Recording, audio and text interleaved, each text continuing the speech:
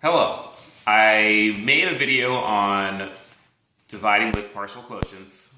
There were some technical problems, so I had to redo the video. So I apologize for not having it up earlier. Hopefully the second time through works a little bit better.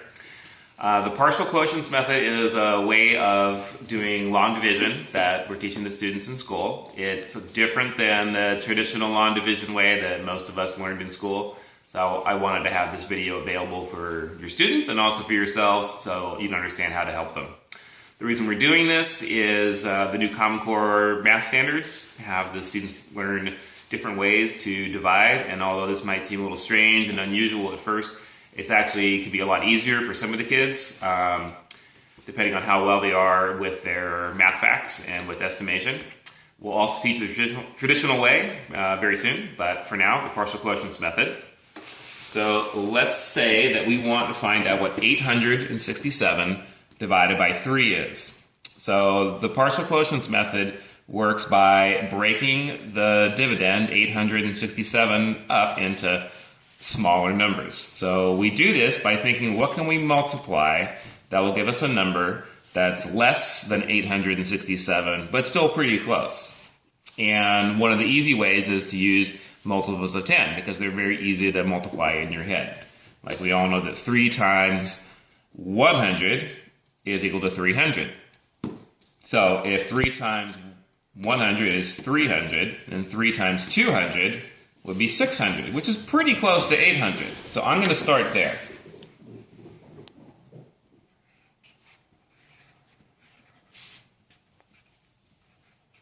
So I write that off to the side. So 200 times 3 is 600. So I write 600 underneath here. And of course, 600 divided by 3 is 200. So this is a partial quotient. It's dividing a part of the number. So I want to subtract the part that I already divided. And that gives me 267. And I want to keep doing this until I get the number small enough that I can divide it down so there's nothing left to divide.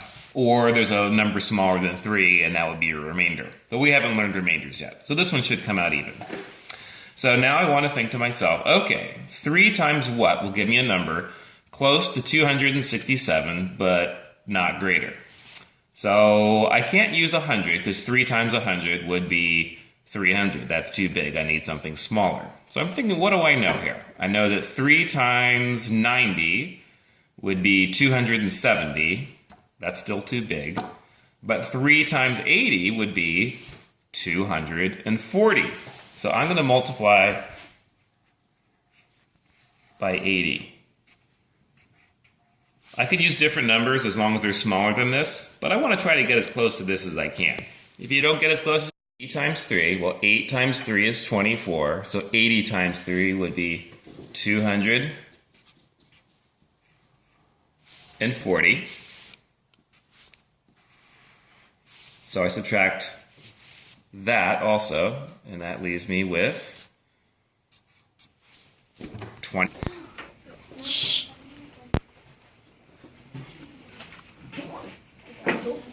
All right, so we had some more technical difficulties, but we're going to continue here in the classroom.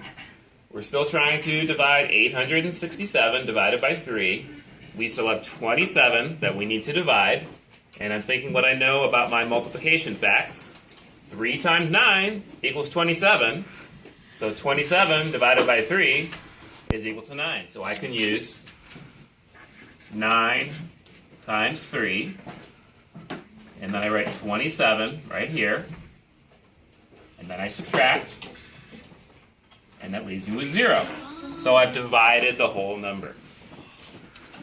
The last thing I need to do is find out what the quotient is. And I find that out by adding up all my partial quotients that I used along the way.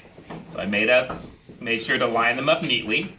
0 and 0 and 9 is 9.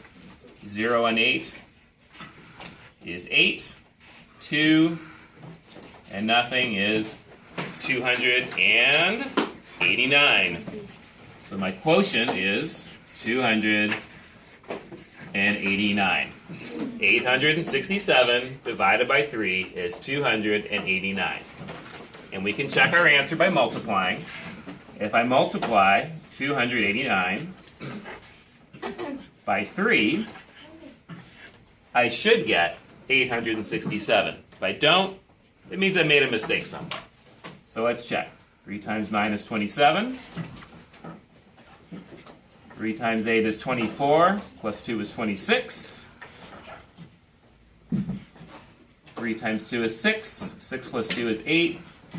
867. So that is the partial quotients division method. I hope that's helpful, and have a happy Thanksgiving.